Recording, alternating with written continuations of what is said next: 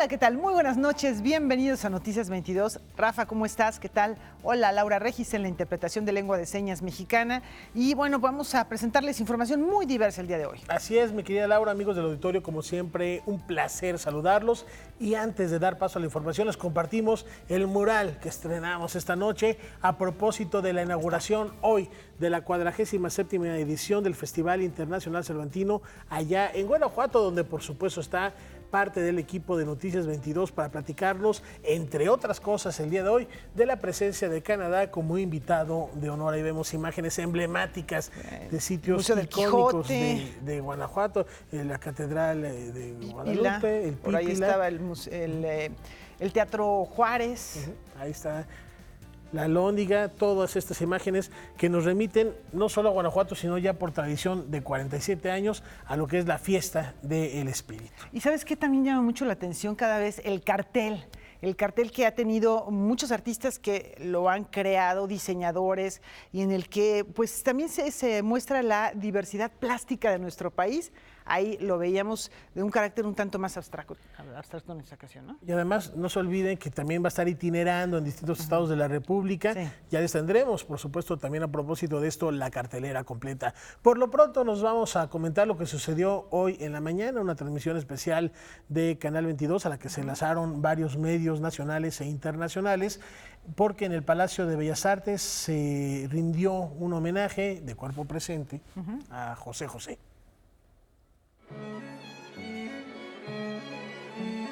Al interior del Palacio de Bellas Artes resuenan los acordes de sus temas más memorables interpretados por la Orquesta Sinfónica Nacional. Son más de las 11 de la mañana y sus restos mortales yacen en el lobby del Coloso de Mármol. Los arreglos florales, la gente allí reunida, la ceremonia solemne, todo nos recuerda la ausencia del ícono popular que se ha marchado. Cualquier peatón ocasional pensaría que no es un difunto al que hoy se honra, debe tratarse de alguien que se ha ganado la vida eterna. Los mares de las playas se van, se tiñen los colores de gris. Hoy todo es soledad.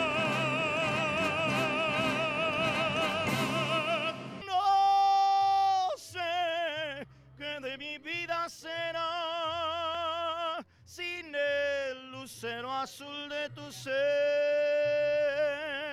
que no me alumbra yo. Me llamo Mario Sosa, soy intérprete de José José, el mejor intérprete de José José.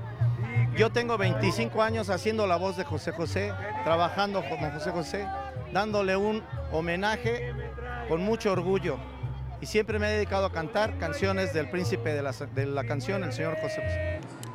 La larga fila de admiradores y devotos que se dieron cita para rendir tributo a su ídolo sobrepasa el corredor Ángela Peralta y se extiende por toda la Alameda Central.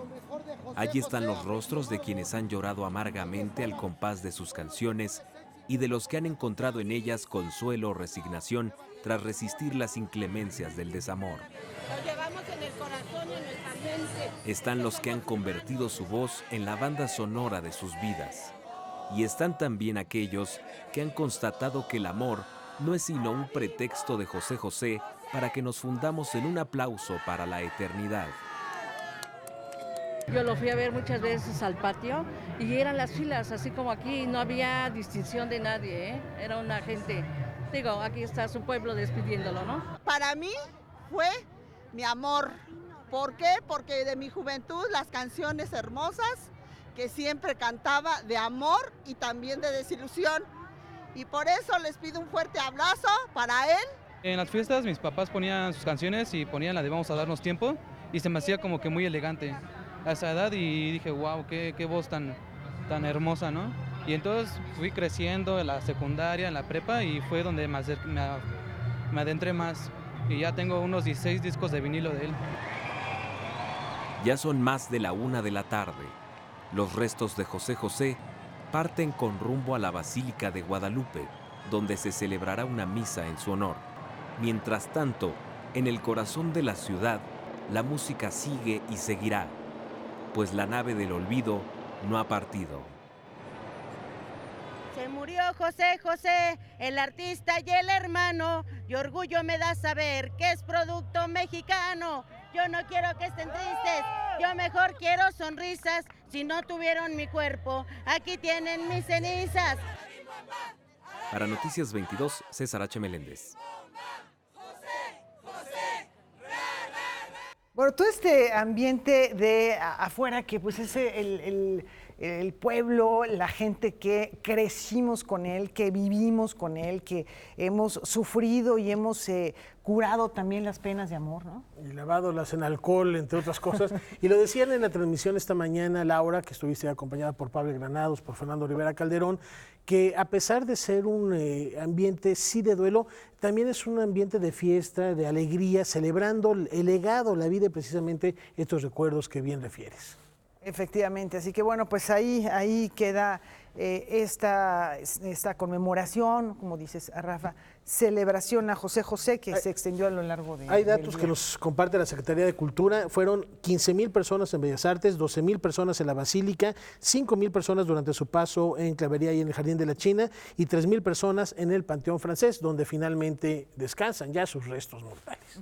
Y bueno, seguramente en próximas fechas tendremos reediciones de discos, grabaciones, ya en otro formato del homenaje. Ahí está, pues, lo que sucedió esta mañana. Y en otro orden de ideas, Laura, hemos estado platicando de la situación en el Pen Club.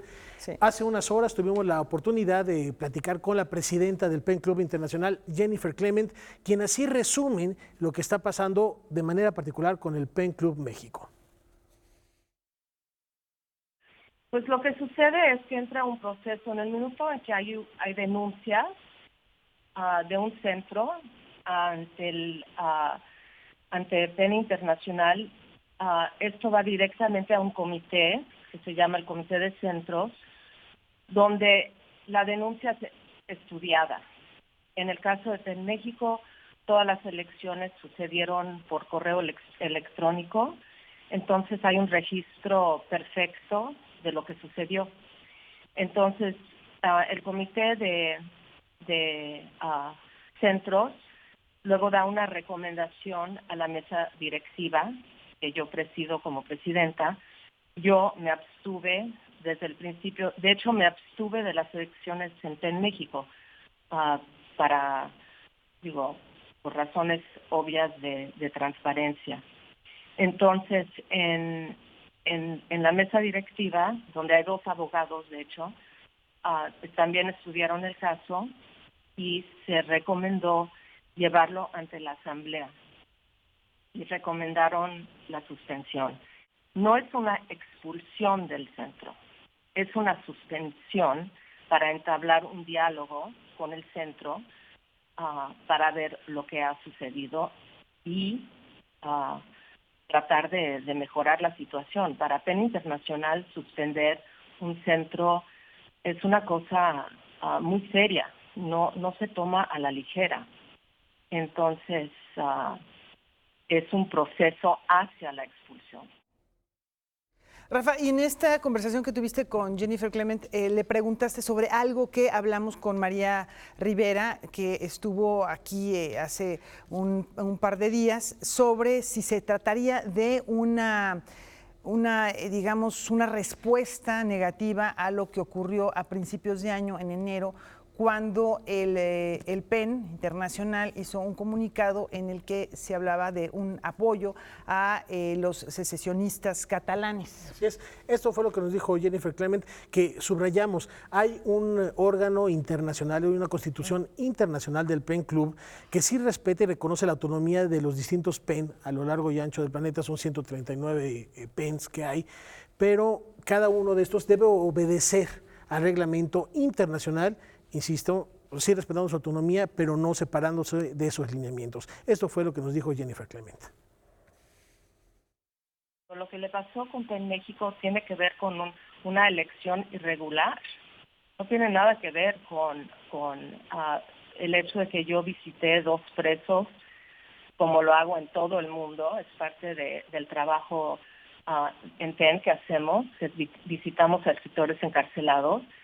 Y además nunca nos hemos pronunciado a favor de la independencia de Cataluña, ni de la independencia de los palestinos, ni de la independencia de los kurdos, ni de los tibetanos. Y yo he ido a ver a los tibetanos en el norte de la India, y yo he ido a Palestina a ver encarcelados en Palestina. También he ido a Turquía a visitar a kurdos en la cárcel en Turquía. Digo, es el trabajo que hacemos. Entonces, digo, no veo cómo una cosa tiene que ver con la otra. Pues parte de lo que nos comenta Jennifer Clement, también subrayando que el trabajo que se hace en el Pen Club no es remunerado, no hay una paga por hacer ese trabajo, estas visitas, este trabajo que va más allá de la literatura, sino también tiene que ver con cuestiones sociales. Efectivamente, y bueno, también comentó qué es lo que va a pasar dentro de este proceso. Sí, PEN México quiere dialogar con PEN Internacional, con la secretaria de PEN Internacional, después de las elecciones y cuando llegaron las primeras denuncias, y todo esto está comprobado en correos electrónicos, se trató de hablar con la presidenta de PEN México antes de que y ella nunca jamás quiso hablar con PEN Internacional. Entonces fue como bastante desconcertante, porque todo se pudo haber resuelto con el diálogo, con la buena voluntad. Digo, para PEN Internacional, México es un foco rojo, es un país muy importante para PEN Internacional. Y tengo que decir que la Asamblea, digo, cuando uno habla de la Asamblea hay que decirlo, estamos hablando de los compañeros de los centros de Latinoamérica, de los centros de África, de Asia, de Europa. Son nuestros compañeros que han tomado la decisión. Todo se tiene que decidir con la Asamblea. Tiene que tener una suspensión por un año, porque no nos volvemos a ver hasta dentro de un año en Suecia. Entonces, bueno, lo que PEN Internacional desea es que esto se resuelva, que haya un diálogo y que se pudiera presentar a la Asamblea una resolución de lo que sucedió. Pues ahí está lo que nos dice Jennifer Clement a propósito de esta situación. Todavía no se ha expulsado el PEN México, se está suspendido y hay un año precisamente para hacer esta revisión y que se pueda llegar al mejor de los acuerdos. Bueno, y ahora nos vamos a platicar de los premios Nobel, el premio Nobel de Química que ha sido otorgado a los padres de la batería de litio. Efectivamente, la batería de litio importante, que conocemos y que utilizamos, la verdad. Entonces, son el alemán John B.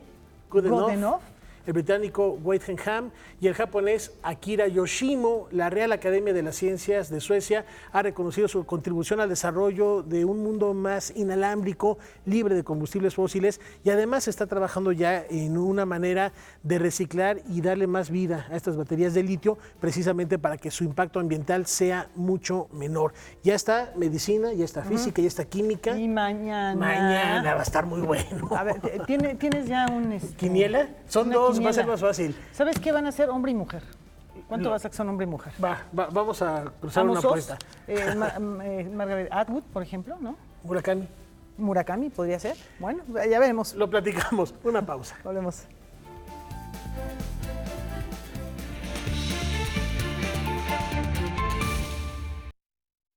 Rafa, vámonos a Guanajuato, ¿no? Sin escalas, allá está Huemantzin Rodríguez con los pormenores del Festival Internacional Cervantino. Hueman, buenas noches.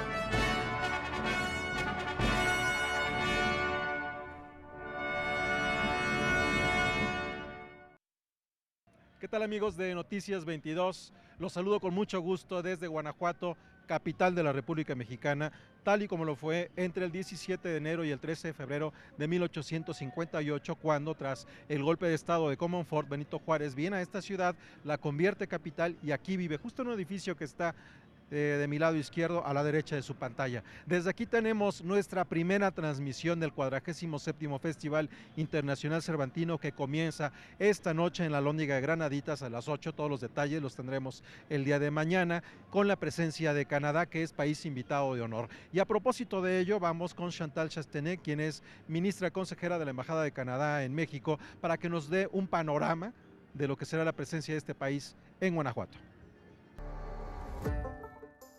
En el marco del 75º aniversario de las relaciones diplomáticas entre Canadá y México, el país del norte del continente es el invitado de honor en el Festival Internacional Cervantino. Ya antes había participado de esa manera hace 17 años, y a través de Quebec como región en 2008 como parte de los festejos por el 400 aniversario de la fundación de la ciudad. Son la migración, multicultural y diversidad los temas que articulan la participación de Canadá este 2019. Esa cuestión de la mezcla de culturas, de pensamientos es muy importante y es al fondo de las raíces canadienses, ¿no? El vivir juntos es algo que es muy importante en Canadá, entonces el tema de inclusión es sumamente importante y como decía, la programación canadiense en el Festival Cervantino refleja esta diversidad, esta mosaica cultural que se encuentra en Canadá.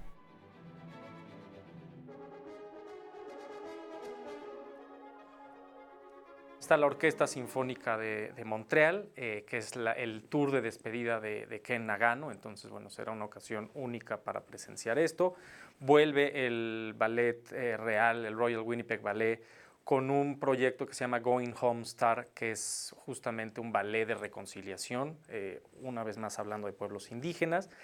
Hay una oferta interesante de grupos contemporáneos de jóvenes indígenas, principalmente A Tribe Called Red, que será la presentación que inaugure el festival junto con Lido Pimienta, pero también por ahí está Snotty Nose Res Kids y Elisa P. Isaac de Nunavut, que sin duda dará una muestra de cómo se ha profesionalizado las artes contemporáneas indígenas, en este caso la música. La participación de Canadá tiene una fuerte carga de arte contemporáneo indígena y además busca generar un diálogo con los artistas indígenas contemporáneos mexicanos. Sobre migración y multiculturalidad está representada por grupos como Nomadic Massive, Sean Jovin y The Fretless, que adaptan valores culturales de diferentes culturas que han migrado y en diferentes momentos a Canadá, y que podrán dar cuenta de este mosaico cultural que es Canadá. Hay una importante presencia teatral a través de agrupaciones como Bodies in Bad Times Theatre, que es un grupo de teatro queer. También está presente la compañía To Be Theatre, que integra marionetas de alta factura. Las actividades de Canadá irán más allá de los teatros y salas de concierto a través de un programa en Casa Canadá. Es un lugar donde queremos tener diálogos, por ejemplo, entre artistas canadienses y artistas mexicanos, y también tener un diálogo a nivel local, no solo con el estado de Guanajuato, pero también con el estado de Guerrero, que es el estado invitado del Festival Cervantino este año. Y entonces vamos a tener eventos culturales, comerciales, educativos. En la Casa Canadá esperamos tener la presencia de un gran pensador canadiense que se llama John Ralston Saul, que es un escritor muy conocido y que está pensando mucho en este tema de vivir juntos y de los desafíos de vivir juntos, y está organizando conferencias a través del mundo y va a estar con nosotros en Guanajuato para dar una plática a los estudiantes. Lo bueno de Guanajuato es que es lleno de jóvenes y creo que para lograr encontrar soluciones a los retos que enfrentemos necesitamos ese vistazo joven con nuevas ideas. De Canadá también vienen grupos muy reconocidos como el Peggy Baker Dance Theatre, Music Picnic Macau Experimental Theatre, Quatuor Bozzini, otras agrupaciones de artes escénicas como El Kids, Theatre Motus, Dancers of Damelahant y Abilities y La Akuluk Williamson Battery, entre otras. Muchas de estas agrupaciones se presentarán en otros festivales celebrados en octubre en otras partes de la República. Noticias 22, Huemansi Rodríguez.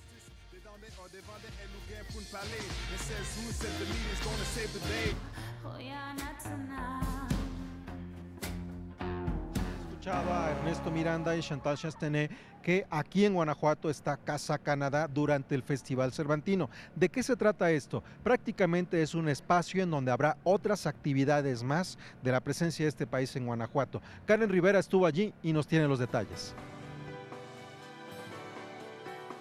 El papel que las lenguas indígenas tienen en la actualidad para comprender nuestro lugar en la sociedad contemporánea es uno de los ejes centrales que Casa Canadá proyectará en el Festival Internacional Cervantino.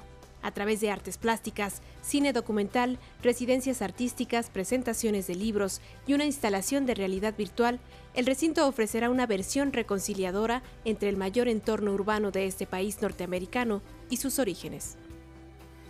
Se trata de dos piezas, dos artistas hacen sus piezas de realidad virtual y es promover uno de los valores muy importantes para Canadá, que tiene que ver con la innovación y la tecnología.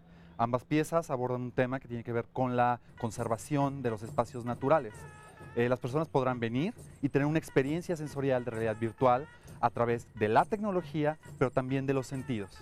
Tenemos una exposición increíble en la Galería Mazaguas de Casa Canadá, donde podrán ver una exposición del Museo Nacional de Historia de Canadá, que aborda las primeras naciones o los primeros pueblos de Canadá. Son obras maestras del museo que se exhiben en esta galería. También tenemos piezas de algunas comunidades indígenas de Canadá, de los primeros pueblos, que estarán en dos salas audiovisuales. Parte de las residencias que tenemos, donde hay artistas haciendo obra, podrán estar conversando acerca de sus culturas y acerca de la tradición cultural de estos primeros pueblos. Del 9 al 27 de octubre, esta casa presentará más de 40 actividades, entre las que se encuentran la visita al espacio interactivo de la provincia de la Columbia Británica, en las que se podrán conocer las acciones del gobierno de Canadá para aminorar los impactos del cambio climático en los más de 10,000 kilómetros cuadrados de su territorio, así como la presentación de los productos generados a partir de la cooperación entre México y el país invitado al FIC 2019.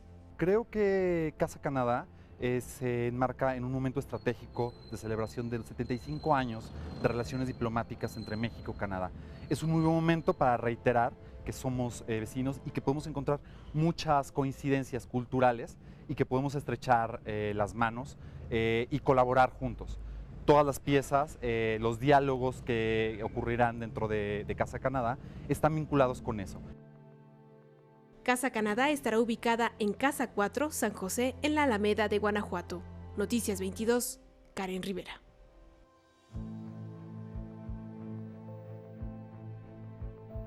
Una cosa importante que también se ha presentado con regularidad, con sus altas y con sus bajas en el Festival Internacional Cervantino, es la propuesta plástica. Hemos tenido en este lugar exposiciones, lo mismo de Francisco Toledo que de Damien Hirst. ¿Cuáles son las propuestas de este año? Vamos a conocerlas.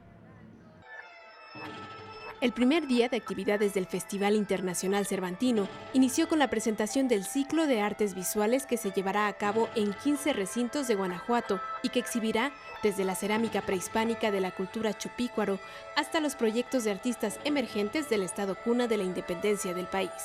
Mira, este año el Festival Cervantino presenta una colección de exposiciones, de 20 exposiciones distribuidas en los diferentes espacios museográficos de la ciudad. Es un trabajo que hicimos colaborativo entre todos los museos, las galerías, el Museo Iconográfico, la Universidad de Guanajuato, el Museo Regional de la Lóndiga de Grananitas, el Museo Dieguino, el propio Instituto Estatal de la Cultura.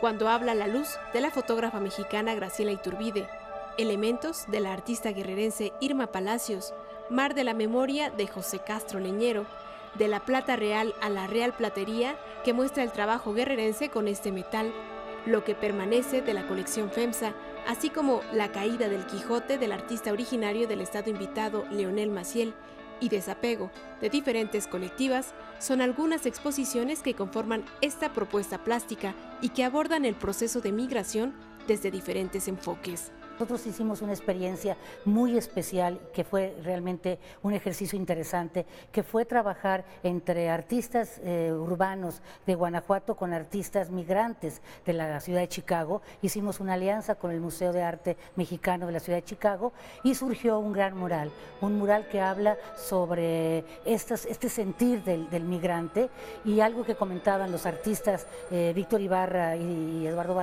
Duarte, hablan de la importancia que fue poder trabajar un lienzo juntos, y es un poco el ejercicio que buscábamos, cómo la unión de culturas tiene que encontrar esta reconciliación y renunciar una y la otra para poder encontrar una vivencia en paz. Noticias 22, Karen Rivera.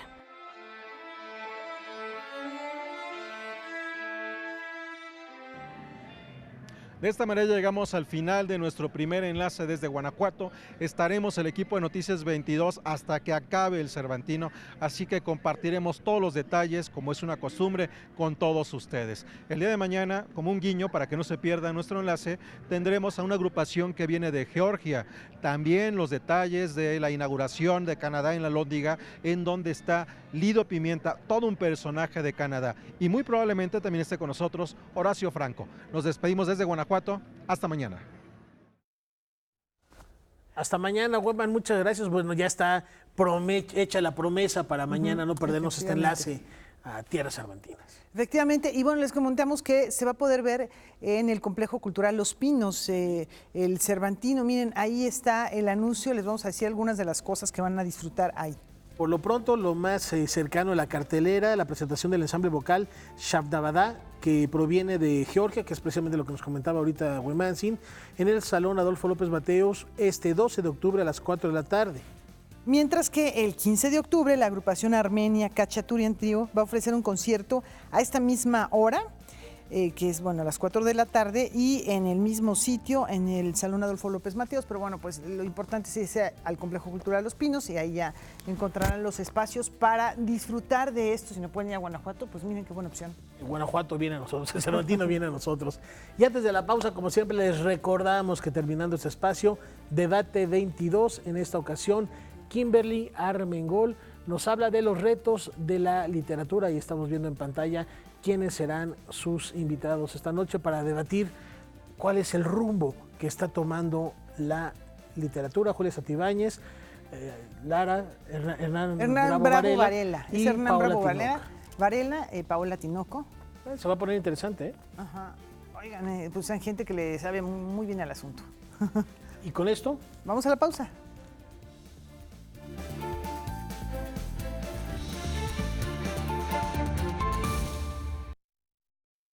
La UNAM está de fiesta por uno de sus planteles más representativos en la capital mexicana.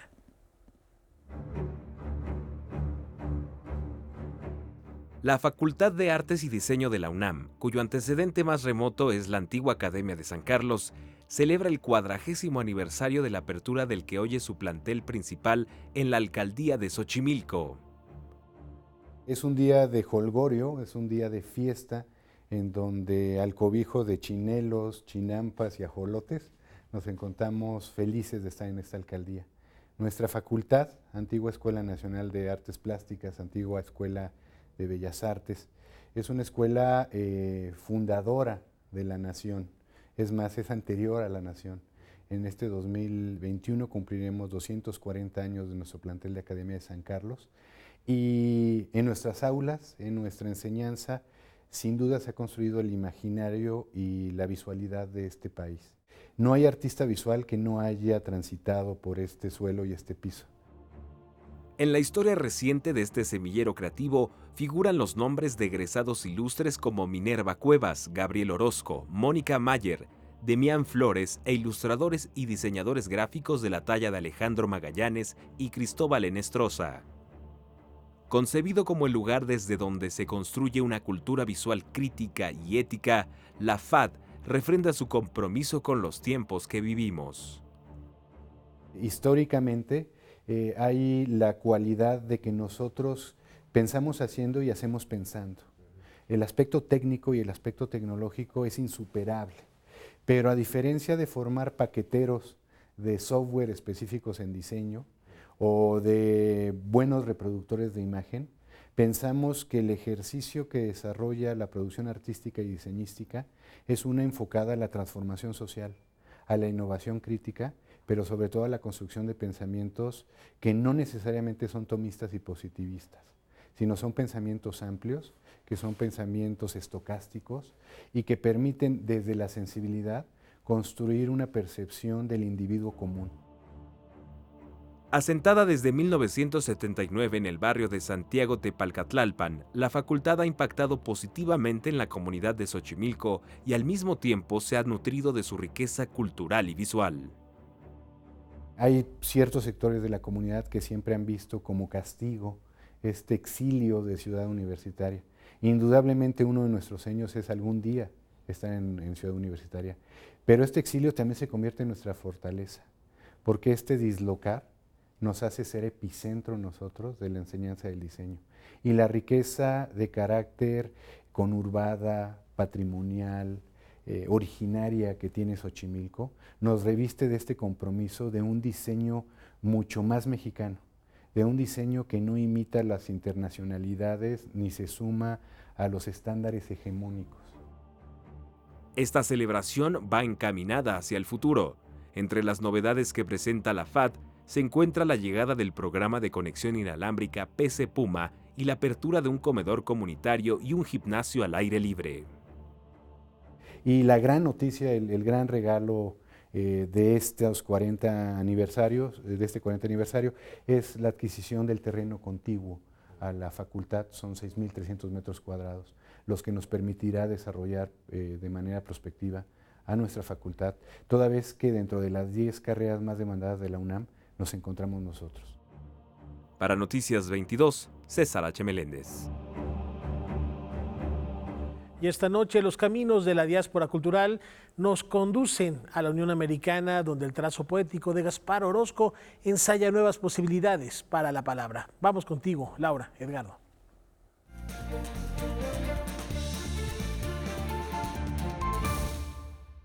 Una gran tradición en México es la de los escritores, los intelectuales, diplomáticos. Aquí tenemos un ejemplo de ello, que es mi queridísimo y admirado Edgardo Bermejo, intelectual, escritor, periodista, columnista, quien pues ha sido nuestro representante no solamente cultural, un representante, yo creo que en todos los ámbitos, en diversas partes del mundo. Y bueno, esto ocurre con muchos escritores, algunos de ellos más conocidos que otros. Siempre los referentes, Edgardo, son Alfonso Reyes, Paz, Fuentes, pero está José Rubén Romero, Rodolfo Sigli, está Rosario Castellanos también.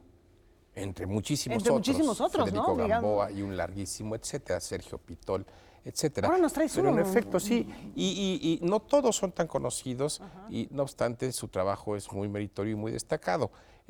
La diplomacia cultural, como tú dices, se ha enriquecido siempre de los escritores que se han acercado como representantes de México en el país en donde van, pero también como puentes porque son lo que dice Andrés Ordóñez, otro de nuestros representantes de la diáspora cultural, el diplomático y escritor Andrés Ordóñez, dice que los escritores diplomáticos son devoradores de ciudades. Y es eso, o sea, el escritor diplomático nos representa, decía yo, pero también trae a México aquello que descubre, que construye en el diálogo con los otros. Y es el caso de nuestro invitado del día de hoy, del escritor Gaspar Orozco. Él es poeta, traductor, diplomático, ingresó al servicio exterior en el año 99, de modo que está cumpliendo 20 años como diplomático. Nació en Chihuahua en el año 71, se formó en la Universidad de Texas, en la Universidad del Paso en Texas. Después entró al servicio exterior y en estos 20 años ha estado sobre todo vinculado a la relación bilateral con Estados Unidos. Ha trabajado todos estos años en consulados en Nueva York, en Los Ángeles. Ahora mismo se encuentra en San Diego, donde hace las veces del agregado cultural del consulado. Y junto con esta carrera ligada a Estados Unidos y a la frontera, su propia obra es una expresión de este diálogo bicultural, de esta condición binacional de doble identidad que caracteriza tanto su obra como su desarrollo profesional, como su educación. Entonces, Gaspar, por ejemplo, yo lo conocí hace pocos años, 2 o 3, cuando en el British Council impulsamos un proyecto llamado Transmedia Borders con la poeta Rocío Cerón, y se trataba de convocar a poetas de Estados Unidos, México y el Reino Unido, para poetas, artistas visuales, artistas sonoros, para hacer trabajo, lo que llaman transmedial, transdisciplinario, y poner en crisis la idea de la frontera, justamente como una respuesta desde el arte y desde la cultura al desafío que representaba el muro de Trump y, por otra parte, el Brexit británico como otra manera de cerrar las fronteras, de cerrar las puertas.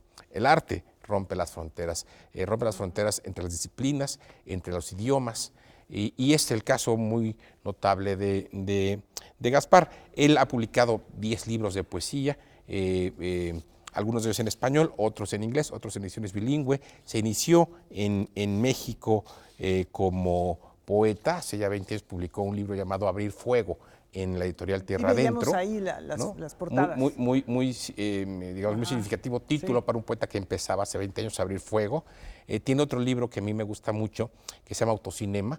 Está en español y está también en inglés, y justamente es un libro cuya poética es la poética de la doble identidad, de la doble nacionalidad, el mundo complejo, desafiante de la frontera, que es, como decía yo, lo que él ha tratado. Pero yo quisiera, Laura, para conocer un poco más quién es Gaspar Orozco, es también traductor, traduce del inglés, traduce del chino, está por sacar. Leía por ahí de traducción de poemas de la dinastía Tang. Del chino al español. Está por salir un libro suyo con traducciones de poesía de la dinastía Tang, en efecto. Habla chino, pero también traduce del inglés, ha traducido sobre eso de Shakespeare, entre muchos otros. De modo que es un intelectual, es un creador, es un diplomático, es un representante de la diáspora cultural, de ese segmento de la diáspora cultural que son nuestros escritores en la diplomacia, y es alguien que ha reflexionado sobre el fenómeno de la frontera. Y yo quisiera entonces, pues, creo que la mejor manera de acercarnos a él es leer algo de lo que ha escrito. Muy buena idea. Un breve texto en prosa poética que habla justamente, se llama Notas sobre la frontera. Lo leo. Dice, hace justo 20 años, en una noche de otoño del verano del 97, escribí lo siguiente. Por las mañanas, cuando cruzo la frontera entre México y Estados Unidos, las banderas de los dos países ondean en lo más alto del puente, marcando el límite estricto entre ambas naciones. De noche, al regresar, las banderas ya fueron arrimadas y el puente no es un lugar de límites, sino que vuelve a ser un simple puente en el que el agua transcurre por debajo y la noche fluye por arriba. Algunas veces la luna es la única que hace ondear su bandera sobre el río. Tierra de nadie, tierra de todos. Mi casa está lo bastante cerca de las líneas fronterizas como para oír a todas horas los vuelos rasantes de la patrulla fronteriza. Y ya de noche, los silbidos de los trenes de carga se distinguen con claridad, aunque es difícil determinar en qué país canta la máquina. Y muy entrada la noche, escucho detonaciones, ráfagas aisladas, disparos lejanos que perforan la noche mexicana. Todo lo que queda es el silencio. Este es un brevísimo ejemplo de lo que Gaspar Orozco escribe y piensa sobre el fenómeno fronterizo. Edgardo, gracias por traérnoslo aquí a colación, y que bueno, pues esto es un recordatorio de otros personajes importantes de la diplomacia que han hecho esto de devorar ciudades. Devorar ciudades y bueno, traerlas hacia México, aquellas vivencias en el extranjero, y a la inversa también, llevar fragmentos de México hacia otras latitudes. Rafa, ¿cómo ves?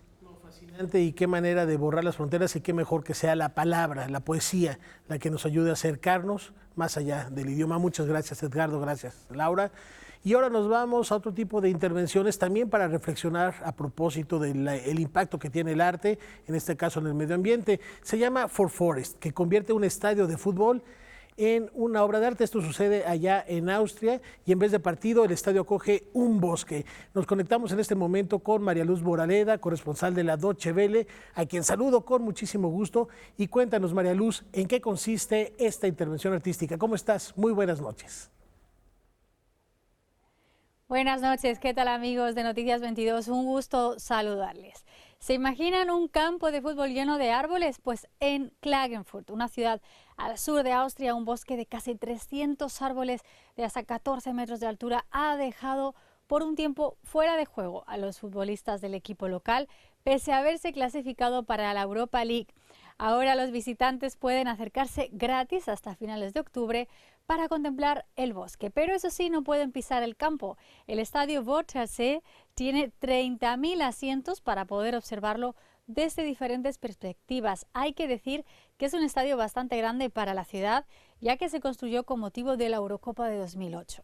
100.000 personas ya lo han visitado, aunque no todos en la ciudad están de acuerdo con la obra de arte. Detrás de ese proyecto está el artista suizo Klaus Littmann. Algo interesante, mi querida María Luz, por favor, este es un proyecto sostenible, una obra de arte crítica. Cuéntanos cuál es su intención con el medio ambiente.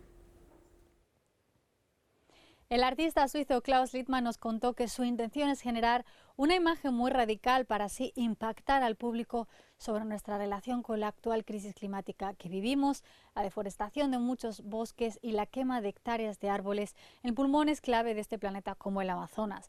Para esta instalación se plantaron diferentes árboles, unas 18 especies en total, de abedules, sauces, álamos y arces, entre otras, creando así un bosque mixto como los que escasean en Europa. El artista los fue recolectando de viveros alemanes, franceses e italianos. Todos ya fueron trasplantados varias veces y muchos tienen 40 años de vida. Sus raíces fueron embaladas y luego implantadas en el suelo del bosque para que así los árboles sobrevivan sin echar raíces ni resultar dañados. Luego, los árboles serán trasplantados cuando finalice la instalación en los alrededores de la ciudad. Oye, María Luz, tengo entendido que la idea original ya existía. El artista se ha inspirado en un dibujo de otro artista. Cuéntanos de quién se trata. El artista austríaco Max Peitner es el visionario que dibujó este bosque hace más de 40 años. Su obra se llama La inquebrantable fuerza de atracción de la naturaleza. Es un dibujo a lápiz que muestra una ciudad industrializada a lo lejos y un estadio como este, donde el público desde las gradas observa un bosque igual que si fuese a ver los animales al zoo. Este dibujo puede verse en el renombrado Museo de Arte en el MoMA de Nueva York. Ahora, 4 décadas después, se alegra de ver su dibujo hecho realidad gracias a Klaus Littmann. Según Klaus Littmann, el responsable de esta intervención artística, si no hacemos algo ahora, acabaremos contemplando los bosques así, en lugares como si fuésemos al circo o a ver la naturaleza como entretenimiento e incluso a pagar para poder respirarla. Ojalá no lleguemos a este punto, pero eso va a depender de nosotros. Solo el año pasado 12 millones de hectáreas de selva tropical fueron destruidas en todo el mundo, un área equivalente al territorio combinado de Austria y Suiza, o 12 millones de veces el estadio de Wörthersee en Klagenfurt. Desde el canal internacional DW Deutsche Welle se despide hasta la próxima con más temas culturales europeos. María Luz Moraleda, que tengan una buena noche y hasta la próxima. Gracias, mi querida María Luz, muy buenas noches. Y cifras alarmantes las que nos compartes de esta deforestación. Qué bueno que se hagan estas intervenciones. Y si va a haber unos troncos en una cancha de fútbol, mejor que sean estos naturales para saber y reflexionar en torno al cuidado al medio ambiente. Y con esta reflexión nos vamos a una brevísima pausa. Ya volvemos.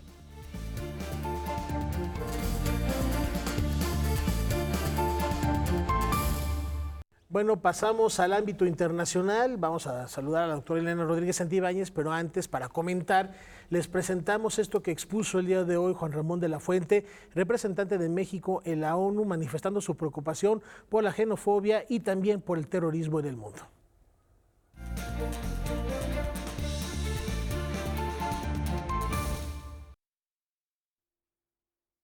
La proliferación del racismo, la discriminación y la xenofobia, así como de ideologías extremistas que pueden ser conducentes al terrorismo, son inaceptables y contrarias a los principios del derecho internacional, los derechos humanos, la inclusión, la igualdad y la no discriminación. Las ideologías que alimentan la supremacía racial, el extremismo, la violencia y la intolerancia se han esparcido con facilidad y rapidez, gracias en buena medida al mal uso del Internet y de las redes sociales. Condenamos enfática e inequívocamente estos actos y reiteramos que el terrorismo y los mecanismos violentos que lo anteceden, como el discurso del odio, se agravan al vincularse con alguna religión, nacionalidad, civilización o grupo étnico. Asimismo, reiteramos la importancia de no solo asegurar que las víctimas del terrorismo tengan acceso expedito a la justicia y a servicios de apoyo psicológicos, sino que también sean tratados con dignidad y respeto, que se reconozca su importante papel y se les den espacios para combatir y contrarrestar las narrativas extremistas que conducen al terrorismo. Reiteramos el compromiso de México por continuar trabajando con el sistema de las Naciones Unidas y los Estados miembros para reforzar, perfeccionar y promover el uso eficaz de los instrumentos y medidas para hacer frente a la cambiante amenaza transnacional que plantea el terrorismo en todas sus formas y manifestaciones, de conformidad con el derecho internacional, en particular el derecho internacional de los derechos humanos y el derecho internacional humanitario. Muchas gracias. Bueno, ya habías dado, Rafa, la bienvenida a la doctora Liliana Rodríguez Santibáñez, que yo creo que viene muy al caso hacer un comentario sobre esto ocurrido, Juan Ramón de la Fuente, que está ahí con la delegación mexicana en las Naciones Unidas, muy en torno a lo que ha pasado, estos actos de xenofobia que ha habido particularmente contra mexicanos en los Estados Unidos. Sí, esa es la apreciación que hay que reconocer, muy interesante. El pronunciamiento de nuestro representante ante Naciones Unidas que acabamos de escuchar justamente obedece a la congruencia con nuestra política exterior, donde recientemente, por los crímenes acontecidos en Texas en manos de este asesino Crucius, que entra a un Walmart, el Estado mexicano lo que dice es que hubo un terrorismo doméstico. Entonces, este pronunciamiento refuerza el rechazo de este país en contra de cualquier acto que pueda generar actos de terrorismo. Pero algo muy importante es lo que se establece también en el uso del Internet y aquellos pronunciamientos que pueden exacerbar un discurso que es, como tú bien dices, xenófobo o en contra de los propios mexicanos en otros territorios. Entonces, hay una congruencia de la representación que tenemos en ONU con lo que ha establecido el secretario de Relaciones Exteriores, Marcelo Ebrard, en relación a lo que es el terrorismo. Muy importante ese pronunciamiento. Nodal el tema y podríamos voltear la mirada a cualquier parte del mundo, hoy Alemania, pero bueno, será tema de otra ocasión porque vamos a viajar al sur porque también están calientes las cosas. Desde el jueves pasado hay cerca de 800 detenidos, miles de manifestantes en Quito, en Guayaquil, pero bueno, Ecuador está mal. El tema que ha desatado esto es el retiro de los subsidios a los combustibles.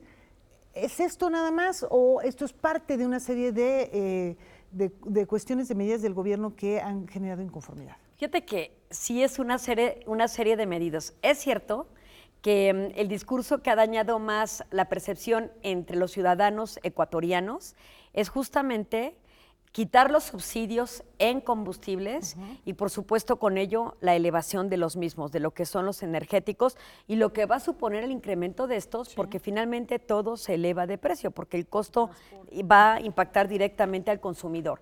Pero también hay otras medidas importantes que se establecieron recientemente en el pronunciamiento que hizo el presidente Lenín Moreno el martes pasado, donde dijo, se van a quitar los subsidios a los combustibles, pero también se van a reducir los salarios un 20% a los empleados del gobierno de carácter temporal y otro tipo de medidas como la disminución de vacaciones de 30 días a 15 días al año.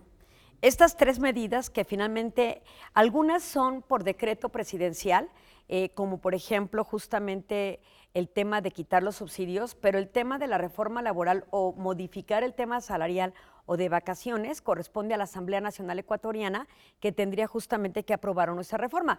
Pero el puro anunciamiento, por supuesto, que genera una inconformidad entre la población. Ahora bien, aquí se han hecho varios señalamientos por parte del gobierno de Lenín Moreno, específicamente de él, a que aquí hay mano negra, que fundamentalmente el anterior gobernante, Correa, está junto con el presidente venezolano empujando a las movilizaciones sociales. Sin embargo, hay que decirlo, ciertamente lo que están viendo en pantallas que tiene que ver con las manifestaciones en contra de estas medidas de carácter fiscal y de carácter económica, no se ha podido establecer el vínculo con aquellas naciones que el mandatario Lenín Moreno ha señalado como las que han orquestado la inconformidad en contra del actual gobierno. Pero hay un elemento que es muy importante de citar y que es el siguiente. Ecuador solicitó al Fondo Monetario Internacional más de 4.200 millones de dólares para ejercerse en 3 años, que se van a utilizar para diferentes situaciones que está enfrentando Ecuador.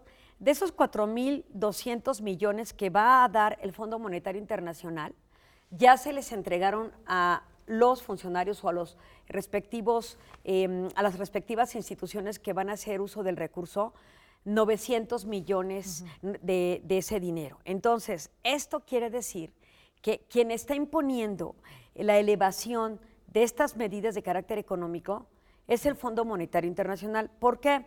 El Fondo Monetario Internacional está prestando un dinero y necesita garantías de que ese dinero se le va a regresar. Y esas medidas, de acuerdo al Fondo Monetario Internacional, se llaman lineamientos de gobernabilidad. Es decir, yo te voy a prestar, pero ¿cómo voy a recuperar este dinero? Tú tienes que hacer ajustes a tu economía. Y estos ajustes son los que estamos observando. Es parte de la respuesta también del gobierno ecuatoriano a las responsabilidades que está adquiriendo en el ámbito internacional con el Fondo Monetario Internacional. Entonces tendríamos no solamente la presión internacional, no solamente los señalamientos de si hay gobiernos extranjeros metidos en esta política, sino también encontramos que se quieren anticipar elecciones. Hoy el anterior mandatario Correa ya también señalaba que la única forma de poder amortiguar o mitigar lo que estamos observando en Ecuador sería convocar a elecciones anticipadas, donde también los partidos políticos en Ecuador finalmente también pueden encontrar una ventaja en relación al problema que se está suscitando hoy. Es importante lo que está ocurriendo porque más allá del entramado que estamos observando, lo que hay es que hay un estado de sitio o estado de excepción mandatado por el presidente Lenín Moreno para tratar de contener estas movilizaciones que pueden ser adversas hacia los propios ciudadanos, pero también hacia el Estado de Derecho ecuatoriano. Y esto significa con el estado de excepción es fundamentalmente suspender derechos fundamentales de la población y permitir que el ejército esté en las calles, por ejemplo, limitar la libertad de tránsito y la libertad de asociación. Y por supuesto impacta en la libertad que tienen los propios ciudadanos. Entonces hay una gran inconformidad en Ecuador, hay un gran malestar y esto pues tendrán que negociar las diferentes fuerzas políticas para poder tratar de que se regrese a la calma. Es un hecho importante lo que está ocurriendo si consideramos que también la semana pasada el mandatario no pudo quedarse en Quito y movió la sede del Poder Ejecutivo hacia Guayaquil para tomar decisiones desde allá. Entonces, sí hay un problema muy grande. La Secretaría de Relaciones Exteriores mexicana ha hecho un llamado muy importante para que se mantenga la paz en aquella región, que se respeten los derechos y que no haya un uso excesivo de la fuerza o que no haya un mal uso de la fuerza. Gases lacrimógenos, sí ha habido... Balas de goma están sí, utilizadas. la verdad es que son confrontaciones muy, muy fuertes que pueden romper por ahí ese equilibrio, ¿no? Claro, claro. Lo preocupante es que cuando planteas este escenario, puede ser Ecuador o puede ser cualquier otro país de América Latina, de repente cuando empiezan a sonar esas ideas de aranceles y de intervenciones internacionales y de otros países, presiones y de presión y de recortes y de suspensión de garantías, hijo, puede ser cualquier país de América Latina y todavía más triste que estas imágenes que vemos, las vemos en Hong Kong y las vemos en Ucrania. ¿Qué está pasando, no? ¿En qué momento estamos viviendo? Bueno, son fenómenos sí muy distintos y distantes unos de otros, pero ciertamente decía un sociólogo alemán, Dahrendorf, que los cambios generan conflicto. Sin embargo, aquí el conflicto se genera porque las medidas que se están tomando no han sido paulatinas, sino han sido verdaderamente invasivas y provocadoras a los bolsillos de los ciudadanos que difícilmente podrán lograr satisfacer la demanda que tienen de bienes y lograr los equilibrios económicos respecto a sus propios ámbitos comerciales y el poder adquisitivo de estos. Entonces, imagínate, 20% son temas de reducción. Importantes. Una alerta, 20% a empleados temporales de gobierno. Que de por sí ya ser trabajador temporal no es ninguna ventaja, 20%. Pues, Lenín Moreno lo que está haciendo es apretar el cinturón a gobierno. Pero el costo es estas manifestaciones, esta movilización y por supuesto la represión por parte del Estado, que puede desbordarse. Pues ahí queda a la reflexión y daremos seguimiento, por supuesto, a lo que sucede en Ecuador. Muchísimas gracias, Iliana. Un gusto, como siempre. Muchas gracias. Nos vemos la próxima semana. ¿Nos vamos con música o ya nos vamos? Ya no hay tiempo de música. Muchas gracias. Mañana ya. Hasta mañana, muy buenas noches. Buenas noches.